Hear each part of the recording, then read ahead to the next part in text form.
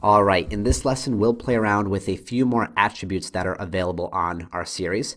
Let's begin by re-executing the code that we need to import our CSV files and generate our series. So in these examples and in the last couple lessons, we've been creating these Pokemon and Google series from existing CSV data rather than on the fly.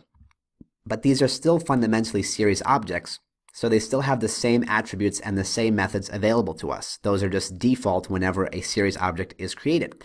So as a quick review, we have our values attribute, and the values attribute gives us an array of the values within the series. So there we have all of the Pokemon.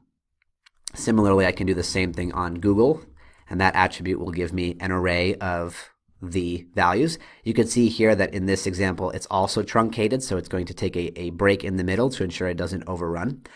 We also have our index attribute, and that gives us information about the index that makes up that series. So we have the range index object that we explored in previous lessons, and the index attribute can be called on any series, so there it is for Google. We also have the familiar dtype attribute, and that gives us the data type of the values that form the series. So Pokemon is a series of strings, so data type is giving us O for object, which is, remember, the internal pandas keyword for a string. And if we do the exact same attribute on the Google series in comparison, we're going to get float, so it's a floating point number. There are a couple other attributes that I wanted to introduce. These may come in handy whenever you're working with datasets on your end. There is a really convenient isUnique attribute, which is going to be just is_unique, and that returns a Boolean, either true or false. And it's going to return true if every series value is unique, which means there are no duplicates. So among the Pokemon, it's going to return true because there are no Pokemon listed more than once.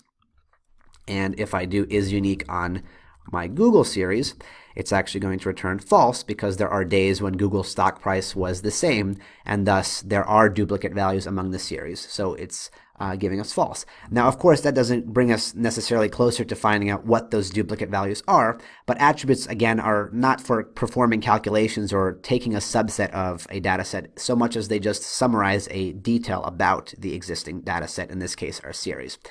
We also have the ndim attribute, which is short for number of dimensions, and a series is always a one-dimensional object because there's only one column of data. And we'll dive into this in more detail later, but whenever we use the ndim attribute, it's going to give us one when it's called on a Panda series. It's going to give us more dimensions when we work with larger dimensional objects, and we can use the ndim attribute kind of like the built-in type function in Python to get a sense of what object it is that we're working with. We also have an attribute called shape, and shape gives us a tuple of the shape, so to speak, of the existing series. Now, again, this is an attribute that is more effective when called on more dimensional objects, but what it's going to give us is the number of rows by the number of columns in a tuple. So this means that there are 721 rows, and it's not actually representing that one. That's why we see the comma and nothing there. But this basically indicates to us that the shape of our series is 721 rows by one column. And similarly, when we call this shape attribute on the Google series, we're going to get that it's 3012 rows by one column. Again, when we call this on a data frame, which is two-dimensional, it's going to tell us the number of rows and the number of columns, which is much more helpful when you have a more bigger, spaced out two-dimensional object like that. But still, shape is particularly helpful if you want to get kind of a picture of how the series looks like. We also have the size attribute, which is very similar. That's just going to give us the number of total elements or cells within the series. So it's sort of like a value count. So in Pokemon, we have 721 values, and in Google, we have, again, 3012. And an important thing about this attribute, we haven't really dived into missing or null values yet, but this attribute does count null numbers. That means that if we have a blank row, for example, in our CSV and it's being imported and it's stuck there somewhere in the middle, it is actually being counted as one of those 3012 values. But we'll dive into null values in a much later point in time. We also have the name attribute. and that is going to tell us the name of the series. This, as you may recall, is taken from the top column header within our original CSV, and it's actually what's output whenever we either preview, let's say, Pokemon. We can see it at the very bottom here, name Pokemon, or even when we do something like a head method to see the first 5 rows, we can see it appear here. And this is a unique attribute because it can actually be reassigned to. So we can do something like equals Pocket Monsters instead.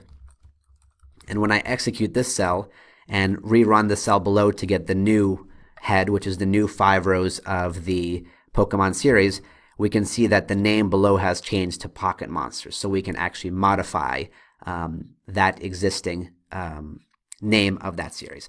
So those are just a few new attributes that we've introduced here. We have dtype, which we know values, index, is unique, endim, shape, size, and name. Certainly not the full list of all that's available, but really the most popular ones that you're going to be using.